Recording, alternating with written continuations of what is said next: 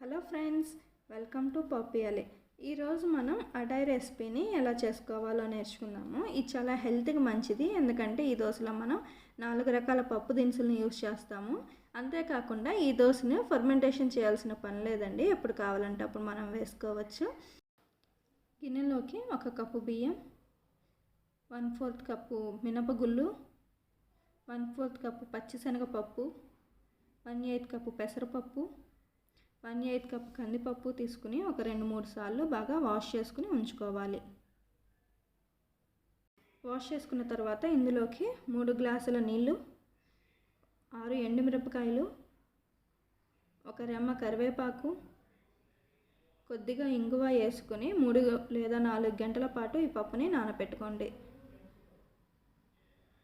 3 గంటల తర్వాత ఒకసారి చూసుకుంటే ఈ విధంగా నాని ఉంటాయి. ఇప్పుడు మిక్సీ జార్లోకి తీసుకుని మెత్తగా గ్రైండ్ చేసుకోవాలి. గ్రైండ్ చేసుకునేటప్పుడే కొద్దిగా ఉప్పు కూడా వేసుకుని గ్రైండ్ చేసుకోండి.